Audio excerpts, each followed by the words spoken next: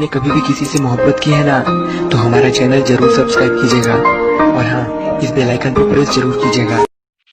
आप सुन रहे हैं एजी एंटरटेनमेंट की धमाकेदार प्रस्तुति कंचन इब्राहिमपुर।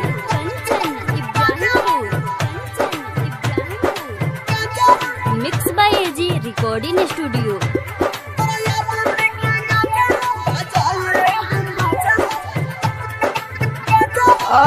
कावना गलतिया के दिल बड़े साजा हो चके में कहा रे हम के भुला जा। कावना गलतिया के दिल बड़े साजा हो चके में कहा रे हम के भुला जा। अब कहाँ जाई रे बड़े हर जाई रे पहले तो हमारे के कहत राजा तो याद के गाजा बजाइले हम बाजा तो याद के गाजा बजाइले हम बाजा। Kanchan Ibrahimpur. Mix by AG recording studio.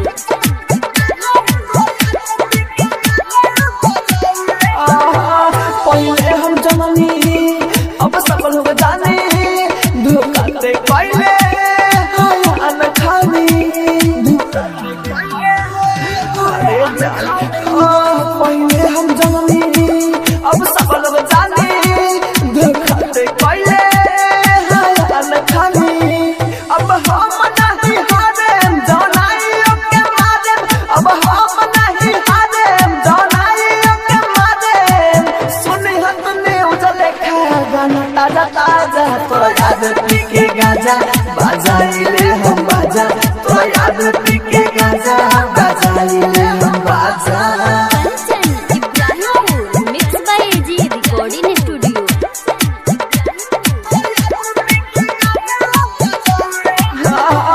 Rahul राजधानी बात पूछल रानी राइटर हो दिल से कोई बेईमानी।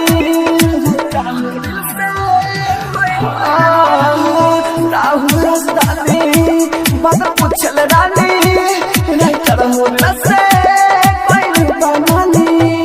कहे डीजे दिलीप रोलो तू हमर हित कहे डीजे दिलीप रोलो तू हमर हित जिंदगी में आई तोरा जसमत राजा तो याद के गाजा बजाइले हम बाजा तो याद के गाजा बजाइले हम बाजा। Mix by AG recording studio Roshanpur Sapaha.